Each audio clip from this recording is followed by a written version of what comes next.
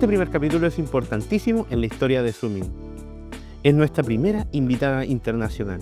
Se trata de Camila Rivero, CEO y cofundadora de ERX. ERX es una agencia que se dedica a diseñar experiencias inmersivas de marketing, utilizando tecnologías como realidad virtual o realidad aumentada e impulsando soluciones con inteligencia artificial. Gracias, Camila, por estar acá. Bienvenida. Ay, gracias, Mario. Gracias a vos por invitarme. Muy contenta. Y muy contenta de traspasar las fronteras también, como vos decís. He visto el trabajo que hacen en ERX y es impresionante. La forma en que intervienen la realidad con elementos artificiales me vuela la cabeza. Y además pude ver que trabajan para unos clientes súper importantes. Pepsi, Unilever, Nestlé, Dove, Johnny Walker. Pero antes de profundizar en eso, me gustaría retroceder en el tiempo y conocer tu historia, porque tú vienes del mundo de la arquitectura y del diseño de interiores. ¿Cómo fue que pasaste de la arquitectura al marketing? Sí, es medio loco. Cuando lo cuento ahora, ya creo que ahora un poquito como que acomodé esa narrativa, pero al principio para mí era un poco raro, ¿no? Como cuando empecé a entrar en el mundo más digital y del marketing. Te cuento un poco. Yo estudié arquitectura acá en Universidad de Buenos Aires. Carrera que me encantó. Me hizo enamorar mucho de los procesos creativos. En mi universidad, arquitectura está muy ligado con el diseño. Como diseño es la materia troncal y todo como ronda en torno a eso. Entonces lo disfruté un montón y me encantó, que era un poco lo que me pasó cuando me recibí y empecé a trabajar en el mundo real, digamos. Claro, no es tan poético como era en la facultad. Y me empecé a encontrar con que, bueno, viste, realmente estás diseñando espacios que hay que construir por un lado, que la gente va a habitar y que probablemente permanezcan por muchísimos años. Y eso a mí era algo con lo que no me sentía del todo cómoda. Porque, bueno, no sé, digo, si bien me encantaba la parte de diseño, entender que después mi diseño iba a perdurar quizás 50 años, 100 años, no sé, sentía que era mucha presión. Y por eso me volqué un poco a disciplinas más soft. Empecé por diseñar interiores. Una vez que me recibí, después de mis primeros trabajos en estudios de arquitectura dura, vamos a decir, empecé a trabajar en diseño de interiores. Un trabajo que me marcó mucho como un antes y un después en mi carrera fue WeWork. Yo hacía diseño de interiores para las oficinas de WeWork. De hecho, en Chile trabajé muchísimo. Y bueno, y ahí, además del diseño, empecé a ver un poco más cómo la tecnología podía sostener los procesos creativos y dar soluciones, digamos. Nosotros en WeWork teníamos un equipo BIM que era in-house y desarrollaba soluciones, herramientas para que nosotros pudiésemos hacer nuestro trabajo como más fluido. Y ahí empecé como a entender que algo por el lado digital a mí me conmovía, me sentía cómoda, digamos, en esa intersección del diseño y la tecnología. Y bueno, y después de WeWork pasó la pandemia, yo dejé de trabajar ahí, estaba como en un momento un poco de crisis profesional, no sabía bien para dónde ir, y mi socio, que es Santi Braña, que él es mi pareja también, me empieza a introducir al mundo de la realidad virtual. Primero desde un lugar más de juego, ¿no? De, bueno, mirá esto, estábamos en pandemia, entonces era interesante poder explorar mundos digitales, juegos y demás desde el lado de la realidad virtual. Me empieza como a contar de tecnología, yo empiezo a entender un poquito más de qué viene el mundo y empezamos a hacer match desde el lado de que yo sabía modelar en 3D por mi carrera de arquitecta y él sabía programar, él es ingeniero en telecomunicaciones. Entonces empezamos a hacer algunos testeos, ¿no? De, bueno, ¿qué pasa si agarramos un modelo mío de diseño de arquitectura y lo programamos para poder recorrerlo con los cascos de realidad virtual? Y ahí se abrió de a poco lo que terminó siendo ERX. Que arrancamos muy enfocados en eso, en realidad, en hacer arquitectura con realidad virtual, que claro, en ese momento tenía como un poco más de sentido con la narrativa. Y bueno, y lo hicimos 4 o 5 proyectos cuando empezamos. Al principio nosotros ejecutábamos todo, yo modelaba y Santi programaba, como te conté. Después más adelante vino el equipo y demás, pero el primer año fue muy de investigación, de entender nosotros hasta dónde podía llegar la tecnología. fue muy divertido, aprendí muchísimas herramientas nuevas. Yo siempre como lo digital me pareció como mi medio, ¿viste? Siempre me pareció fácil, vamos a decir, aprender un nuevo software, moverme como en ese mundo. ¿Y qué empezó a pasar? Nos empezamos a encontrar con un poco una barrera comercial de que todavía a la tecnología le faltaba un poco, el cliente de arquitectura estaba un poquito reacio a sumar tecnología o invertir en eso en lugar de invertir en otras cosas. Y de pronto, así moviéndonos en el mundo startup emprendedor, empezamos a conocer gente más del palo de la publicidad y el marketing. Y nos empiezan a llegar pedidos como orgánicamente de, che, ¿ustedes podrían hacer una experiencia para mi marca? ¿Podrían hacer este tipo de videos? Para ese entonces nosotros ya teníamos equipo y nos dimos cuenta que sí, que las mismas herramientas que estábamos usando para programar para arquitectura podíamos usarlas para generar experiencias para otras industrias, para, en este caso, marketing y publicidad. Siempre usamos modelado 3D.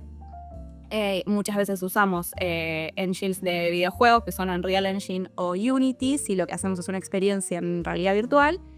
Y empezamos a entender como que, bueno, era una industria que necesitaba mucho más y que le interesaba mucho más lo que nosotros podíamos generar usando el mismo medio, usando las mismas herramientas. Así que ahí fue donde empezamos a virar para ese lado. Y sí, la verdad es que tuvimos suerte de que, como decías vos al principio, muchas marcas interesantes se empezaron a acercar. Nosotros generalmente trabajamos con agencias de marketing aliadas, que ellas tienen las marcas finales como clientes y nosotros somos su partner tecnológico que los ayudamos a llevar las ideas locas que las marcas tienen a la realidad. Entonces es una dinámica muy divertida, ¿viste? Siempre un desafío nuevo. Y bueno, lo que tiene la publicidad es eso, que ellos siempre quieren sorprender, con lo cual nosotros al tener un buen manejo de la tecnología y poder decir, bueno, hay esta herramienta y podemos usarla de esta forma creativa para generar esta narrativa de impacto, al marketing le es muy funcional lo que nosotros hacemos.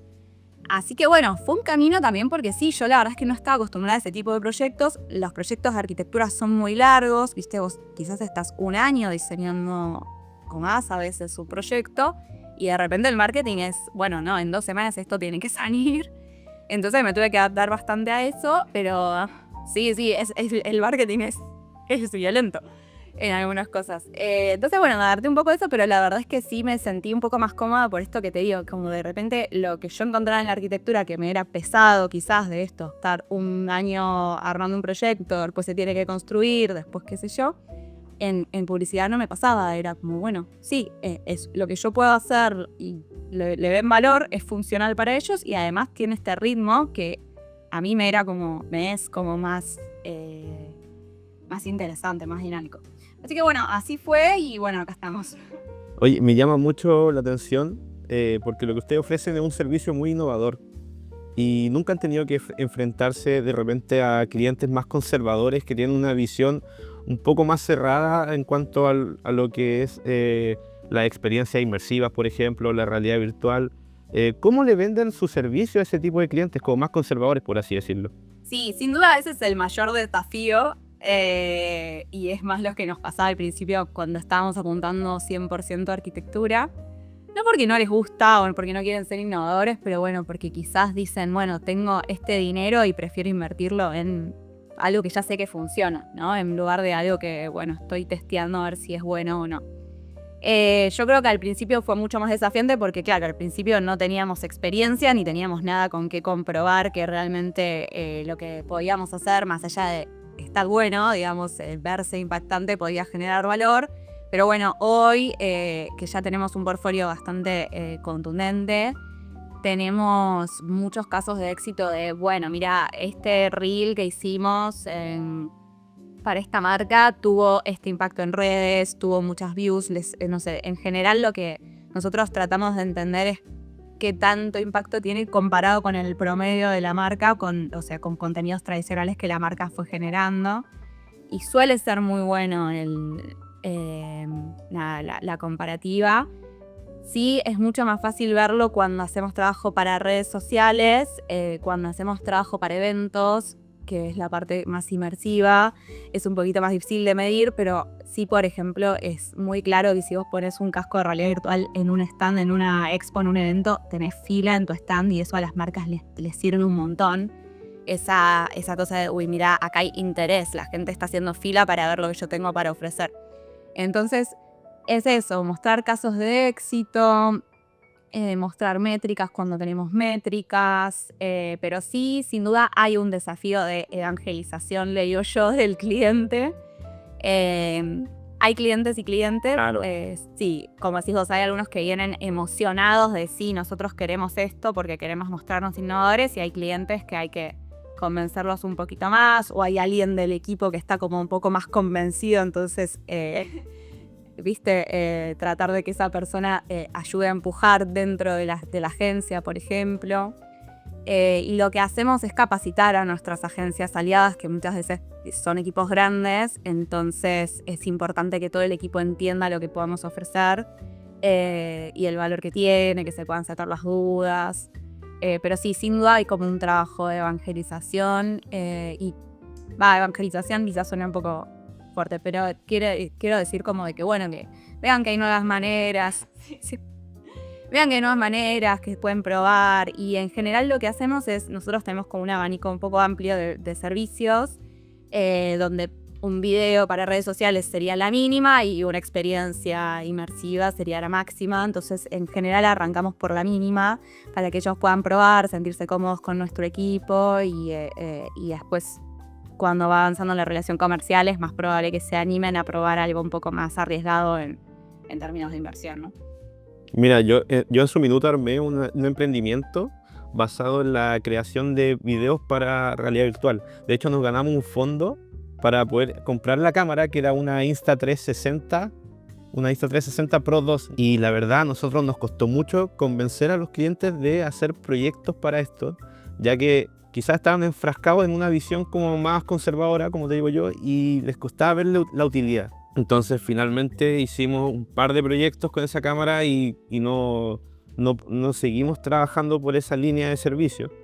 Yo creo que va a haber, en cualquier minuto esto va a explotar, va a haber un boom, porque lo único que falta es que se masifique, básicamente. Sí, no, 100%, y te entiendo, y sin duda nosotros encontramos como la misma pared, vamos a decir. Por eso también nos adaptamos un poco a decir, bueno, ¿qué más podemos hacer? No solo realidad virtual, sino otro tipo de experiencias, que para nosotros fue clave a nivel comercial poder ofrecer otras cosas que sean más alcanzables para las marcas, como son los videos. Pero nuestra tesis es 100% que la computación espacial es el futuro, que en el futuro, en mediano plazo, muy probablemente, en lugar de tener un smartphone como tenemos hoy, todos en la mano, vamos a tener anteojos que nos superpongan capas digitales en el mundo real.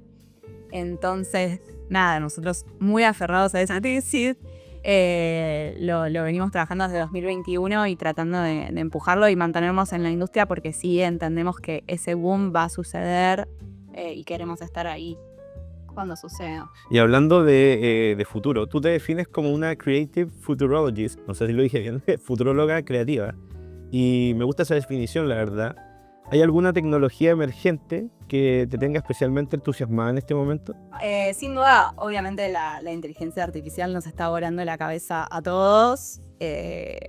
Yo, siendo creativa, me encanta. O sea, la verdad que para toda la parte conceptual, pienso cómo era para mí un proceso creativo cuando estudiaba o cuando trabajaba en interiorismo, y era como mucho más manual, artesanal, y hoy realmente, no sé, las imágenes, el concepto que puedo entregar a los clientes en un tiempo récord me parece espectacular. Mucho video, así que nada, sin duda la inteligencia artificial, todos sabemos que está ahí como en un momento bastante bisagra. Yo creo que hoy estamos en una revolución tecnológica, siempre lo digo, y para mí es muy importante que lo entendamos. Como fue Internet en su momento, siento que la IA es ese tipo de revolución. Pero bueno, lo otro que me entusiasma y que también, un poco de la mano de lo que te decía recién, ¿no? Es esto de la computación espacial. Hoy quizás vemos los cascos como algo para momentos muy puntuales, ¿no? Como, bueno, un evento o este tipo de cosas. Todavía son aparatos aparatosos, incómodos, que quizás lo tenés puesto 1 hora y ya está, necesitas sacártelo. Pero sí realmente me entusiasma esto que te digo de, bueno, cómo va a ser cuando quizás dejemos de estar atados a nuestras pantallas que son 2D y de repente la experiencia de, no sé, ver un video de música que te gusta o una peli o, no sé, incluso una experiencia de marca, sea algo que suceda como en tu espacio. Me parece que eso nos va a abrir como unas narrativas que hoy no tenemos todavía. Así que sin duda esas 2 cosas me entusiasman. Y tú hablas de cómo la inteligencia artificial está interviniendo en los procesos creativos. Yo personalmente no confío 100% en la inteligencia artificial como para que me desarrolle una idea, pero sí es una ayuda potente para que yo pueda llegar a esa idea, porque me facilita muchos procesos detrás, como de brainstorming, de poder ofrecerme como quizá otro punto de vista y además utilizar herramientas de generación de imágenes o de corrección de video o de sonido, lo que sea. Todo eso me ayuda a poder tener más tiempo para la parte creativa. Me gustaría saber cómo ustedes abordan el proceso creativo cuando desarrollan una campaña, cuando desarrollan los contenidos de esa campaña. No, sin duda de acuerdo con vos de que para mí siempre la tecnología es un puente, ¿no? Es una herramienta para ayudarte a mostrar tu idea, lo que vos querés expresar. Eso 100% de acuerdo. No quiero decir que la IA lo haga por nosotros, sino como que nos acompañe para que lo podamos hacer de una forma más óptima, más espectacular. Así que en ese sentido seguro. Y no, la realidad es que en ERX lo usamos Siempre lo vimos como una tecnología que iba a acompañar a la computación espacial, que era lo que nosotros queríamos empujar. De hecho, cuando arrancamos, no en 2021 que fue el año 1, sino en 2022 cuando ya sumamos equipo, desde el principio sumamos una persona para que nos haga I+D de inteligencia artificial exclusivamente, que era Ilan Juan, que él también es arquitecto, que se volvió tecnólogo. Y nada, porque realmente entendíamos que la IA iba a ser una revolución y que era importante tenerlo a nuestro favor, ¿no? Entonces, siempre estuvimos desarrollando herramientas in-house, desde que las imágenes que generaba tenían 7 dedos, para nosotros era importante igualmente como ir entendiéndolo. Desarrollamos herramientas de chatbot, presupuestador, ese tipo de cosas como para que nuestros procesos sean un poquito más fluidos. Y después, desde el lado creativo, sin duda lo usamos mucho como para sintetizar ideas. O sea, en general nosotros nos llega un brief del cliente, depende del cliente, tenemos más o menos aire para proponer. Entonces, entendiendo primero lo que el cliente necesita comunicar y qué es importante para el cliente, nosotros armamos un brainstorming primero de humanos, de qué se nos ocurre a nosotros, buscamos referencias y demás, y juntamos esas 2 cosas y le pedimos a la IA que nos haga un poco una bajada de, bueno, tengo esto y tengo esto, cómo lo podemos llevar a la realidad. Pero bueno, sí, siempre para mí el primer input es como humano y después la verdad es que la estamos usando lo más que podemos, más allá de lo que es conceptual. Siempre se trabaja esto, nosotros dando las ideas y que la guía nos devuelva imágenes y videos y twitcheando lo más que podemos para que llegue a lo que queremos.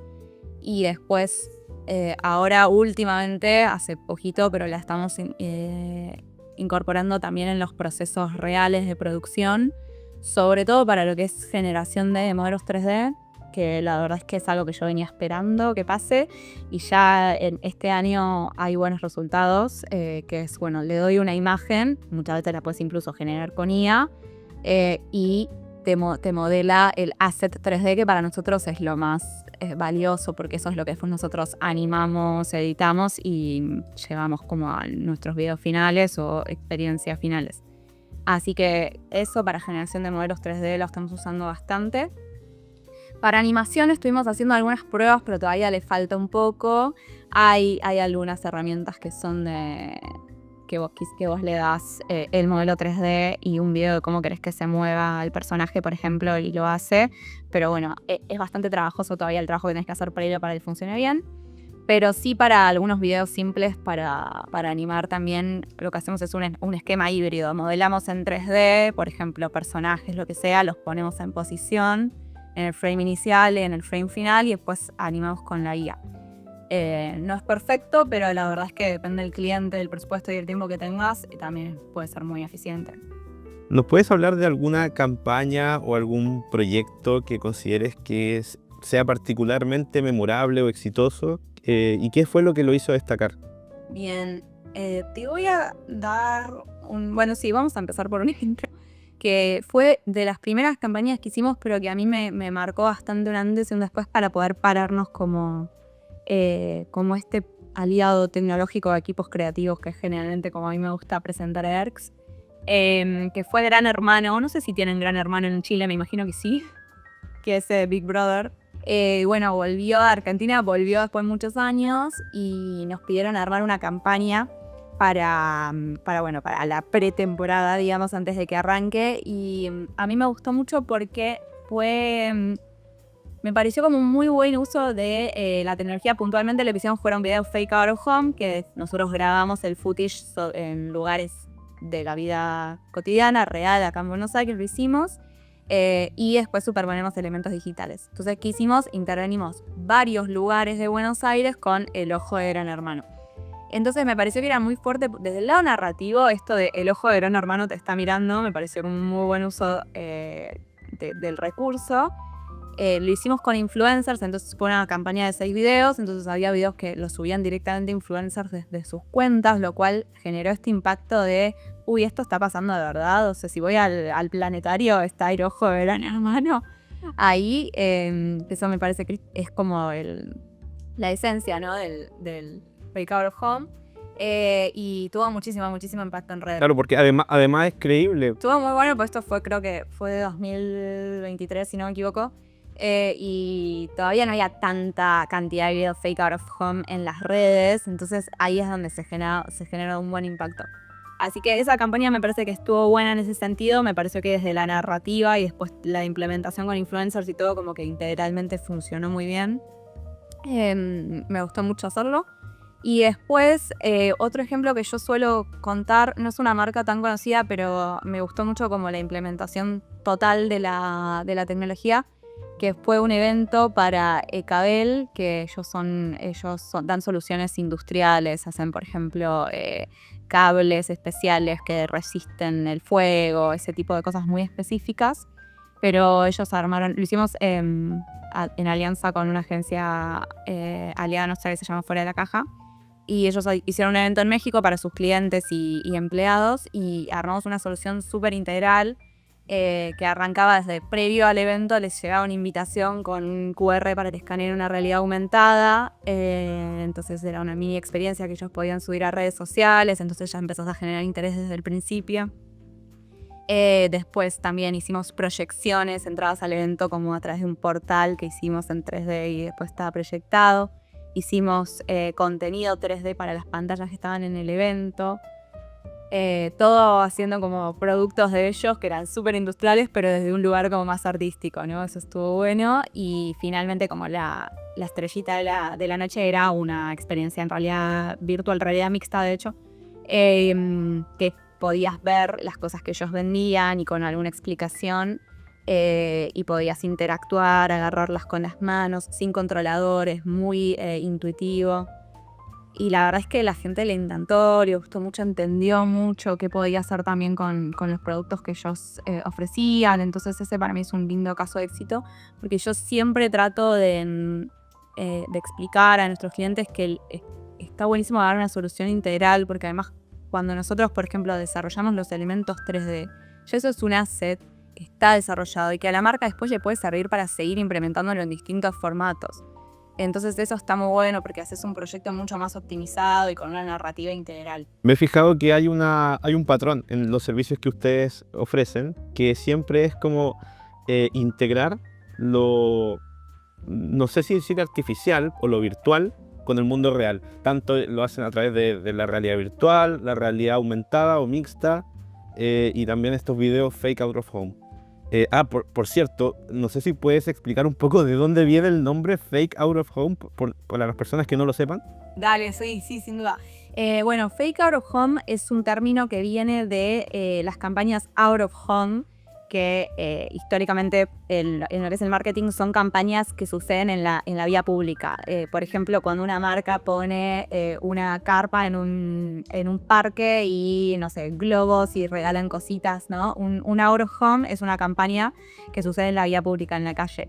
Entonces, y suelen ser cosas impactantes o, no sé, viste, traen, qué sé yo,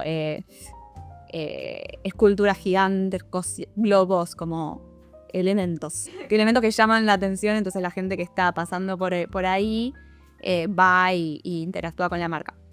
Entonces el fake out of home es una simulación de ese tipo de campañas, de algo que está sucediendo en la vía pública, pero bueno, en realidad es fake porque es digital. Claro, de hecho, uno de los videos que me llamó mucho la atención fue este de Johnny Walker, en que están como las chicas en la playa compartiendo y de repente ven la estatua de Johnny Walker pasando, gigante ahí. Y lo genial es que el video, la forma en que estaba grabado, era como un video viral, o sea, como no se veía como una producción cinematográfica, sino que era como un video que cualquiera podría haber hecho con el teléfono. Y el 3D, como se integró ahí, me pareció pero muy bien logrado. Quería preguntarte si has notado, se ha notado si estos videos generan una mayor conexión con el público, si tienen mejores, no sé, mejores niveles de audiencia, por así decirlo. Sí, 100%. Para mí, de todas formas, siempre tiene mucho que ver con la narrativa, ¿no? Creo que hubo un poquito un boom del fake el año pasado, durante 2024, que qué sé yo, quizás vimos como la Barbie gigante en Dubái y el preservativo que pusieron en el obelisco, como esas cosas que tuvieron mucho impacto. Y después quizás como una masividad, ¿no? Como empezamos a ver por todos lados cosas gigantes flotando y la gente ya se da cuenta quizás que no es tan real. Entonces para mí por eso es clave lo que vos decís, la de la narrativa, de que parezca algo casual, algo que grabó alguien que estaba medio distraído, se dio vuelta. Para mí eso es muy importante para generar el impacto, lo mismo que hablábamos hace un rato de la campaña de Gran Hermano, ¿no? Como que la gente se lo crea, me parece que es la gracia. Entonces para mí, sin duda, más allá de que obviamente la herramienta de hacerlo con digital te permite hacer cosas de alto impacto, siempre es importante pensar eso, no solo qué vas a poner, sino cómo vas a contarlo, ¿no? Y sí, hay muchísima data, no me sé los números exactos, pero hay mucha data de que realmente son campañas que tienen mucho impacto, que a la gente le conmueven, porque además suelen ser en espacios, viste, bien icónicos de las ciudades que la gente reconoce. Entonces eso para mí es lo que genera más conexión y más interacción. Pero sí, después si querés podemos ver algunas métricas de nuestros clientes, de que en general tienen muchas más visualizaciones, compartidas, comentarios que producciones tradicionales. Claro, o sea, tiene como ese efecto wow, pero también es importante que vaya acompañado de una narrativa importante, de que lo que estemos viendo se conecte con nosotros a nivel de mensaje, no sea solamente como, oh, qué impresionante el 3D o el efecto especial que se está utilizando. Y lo mismo está pasando, creo, mucho con los videos de inteligencia artificial ahora, y se está utilizando mucho la inteligencia artificial como para engañar a los humanos. Ahora que está mejorando el tema de la creación de videos, de la generación de videos, con el Google Veo3, por ejemplo, con herramientas como Kling, ahora salió Midjourney con un generador de videos muy bueno, y están todos haciéndolo, pero no sé, ¿ustedes qué opinan de esto? ¿Lo están integrando en su trabajo? ¿Les sirve? Sí, nosotros siempre tuvimos como esta idea de que sí, de que toda herramienta es buena, ¿no? Sé que es un poquito... Hay gente que no está tan de acuerdo, no está tan cómodo. Para mí, la misma respuesta que te di en la anterior, de la narrativa es muy importante. Como hacer un video que no tenga sentido, ¿no? Por más que sea visualmente lindo, probablemente va a tener menos impacto en la audiencia. Y además, para mí, siempre está lo que hablamos cuando estamos hablando un poco más de la parte conceptual, de la creatividad y de lo humano, lo que uno quiere comunicar. Entonces, para mí, siempre volver a eso, ¿no? Volver a, bueno, qué es lo que querés mostrar y cómo lo vas a mostrar y cómo lo vas a contar. Pero para mí las herramientas están para usarlas 100%. Y a nosotros lo que nos permitió eso es quizás, nos pasaba antes, el año pasado, por ejemplo, 2023, y la producción full 3D digital a veces puede ser un poco costosa comparada con una campaña tradicional. Y la IA nos permitió abrirnos a otros clientes que quizás no podían llegar a los tickets que nosotros manejábamos y poder ofrecerles algunas cosas más simples, pero que a ellos les son funcionales. Así que sí, la verdad que para mí es eso. Las herramientas están para usarlas, sin duda, pero uno tiene que ser criterioso en cómo las aplica. Claro, estoy de acuerdo contigo. Y bueno, este tema de la inteligencia artificial puede que deje a muchos creativos, a diseñadores, a especialistas en 3D, realizadores audiovisuales sin trabajo. O bueno, quizás no sin trabajo, pero con menos trabajo. O sea, tienen que enfrentarse a un nuevo competidor. Pero me gustaría saber, desde tu punto de vista, ¿tú qué prefieres? ¿Hacer las cosas como con imágenes reales y 3D o qué es lo que más te acomoda a ti? No lo había pensado. Mira, depende que yo, Cami, como generadora, digamos, creadora, me gusta mucho jugar con la IA cuando tengo una idea para mí de algo que quiero probar, a ver si funciona, si me gusta. Y nada, y armo un proceso, un workflow mega corto, mega eficiente y hago un par de pruebas y veo si me gusta, ¿no?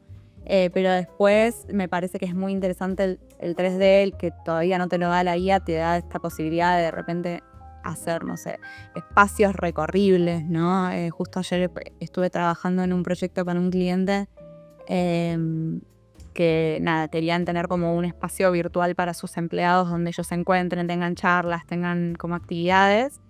Y eso todavía es muy difícil de alcanzar con IA, ¿no? O sea, puedes generar imágenes de impacto, puedes generar videos, pero ya armar espacialidades, experiencias, todavía es como que hay una brecha ahí.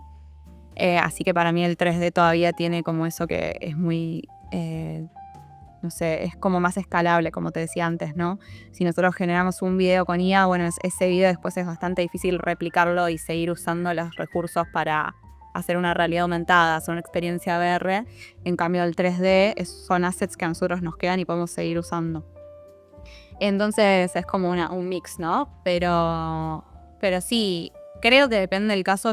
A mí me gusta mucho entender cómo tener un overview de las herramientas para poder hacer match y decir, bueno, en este caso prefiero usar esto, en este caso prefiero usar lo otro. Depende mucho de qué queremos hacer, qué objetivos tiene el cliente. A veces es como, bueno, no sé, chicos, necesitamos un video para la semana que viene y no importa, no necesitamos que sea trazabilidad, que después esto se siga usando y bueno, quizás ahí digo, ok, usamos IA porque es lo más eficiente para todos y otras veces no. Entonces para mí es eso, como tener medio un entendimiento de todas las herramientas con las que contás y saber dónde elegir cada uno. Claro, pero imagínate el siguiente escenario. Digamos que tú tienes un presupuesto ilimitado, tienes el tiempo que tú quieras para desarrollar un proyecto.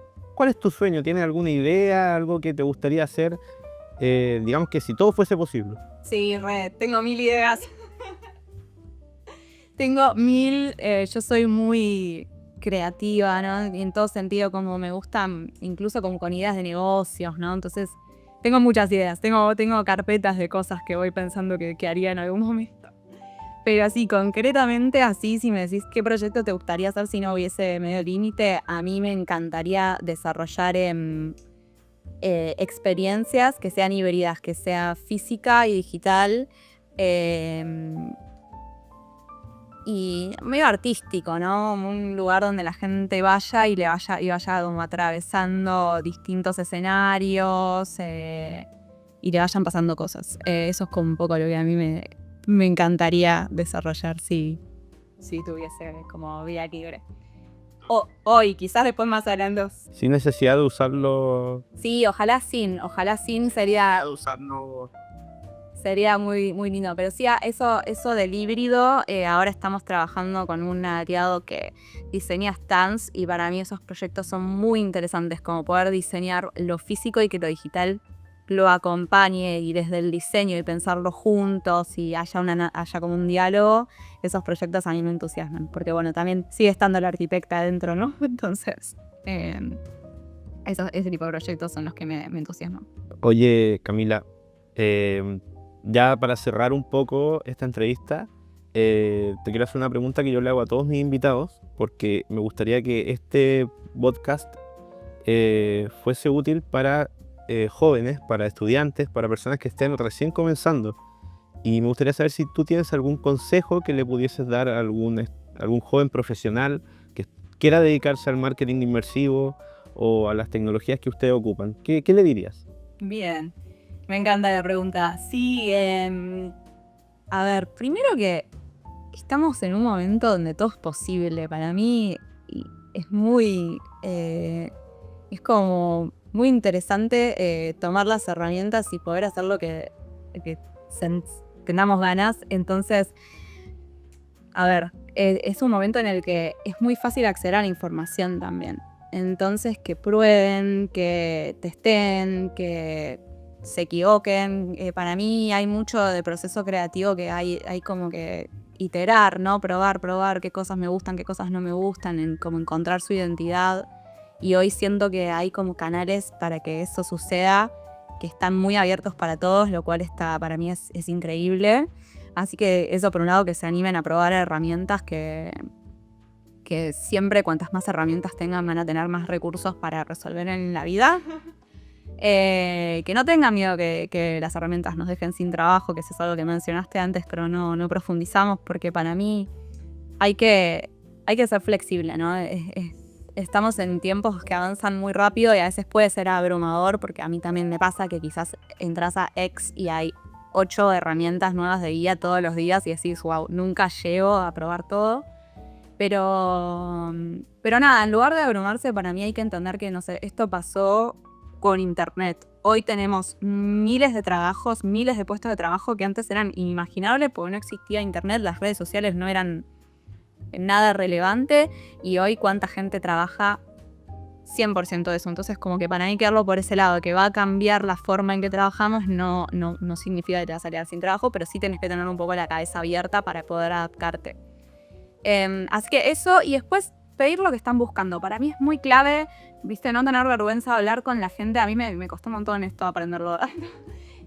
Si vos estás buscando trabajo, estás buscando experiencia, te gustaría meterte en este mundo, escribirle a la gente que admirás, a la gente que ya está trabajando en eso, decirle, hola, mirá, me gustaría, aunque sea tener una charla, un café, seguramente te vas a volver con algo de valor. Y para mí la red es todo, ¿no? Empezar a armar tu red es re importante, y cuanto antes lo hagas, mucho mejor. Cuanto más rica sea tu red, más oportunidades van a llegarte. Totalmente de acuerdo. Me gustó mucho lo que dijiste sobre no tenerle miedo como al avance de la tecnología. Yo sé que es abrumador, obviamente, pero que por qué tener una mirada pesimista, pensar que nos vamos a quedar sin trabajo, nos va a perjudicar. Quizás no, quizás puede que estemos en un proceso de transformación donde las cosas estén un poco ambiguas, pero tal vez en el futuro sea beneficioso para todos y nos dé más oportunidades, nos dé más chances de poder generar más contenido, generar nuevos proyectos y finalmente puede que no sea tan malo como muchos se proyectan. Y lo que dices también de hacer como redes. Yo soy muy optimista. Sí, eres optimista, me encanta eso, me encanta. Súper. Pasa que, bueno, también si uno elige trabajar en tecnología, si no sos optimista, y vas para morir, ¿viste? Necesitas verlo de ese lado, y también yo elijo trabajar en tecnología para que esa realidad esté buena, digamos, me parece que es importante. Pero bueno, sí, para mí es eso, ¿no? Verlo como una herramienta. Y realmente, o sea, a mí me pasa concretamente con mi negocio. Yo veo cosas que hace cuando arrancamos y eran muy difíciles o muy caras o llevaban mucho tiempo, desde lo más simple de decir, bueno, actualizar la página web. Si vos estás arrancando y querés ofrecer un servicio nuevo, lo que sea, seas diseñador, camarógrafo, lo que sea.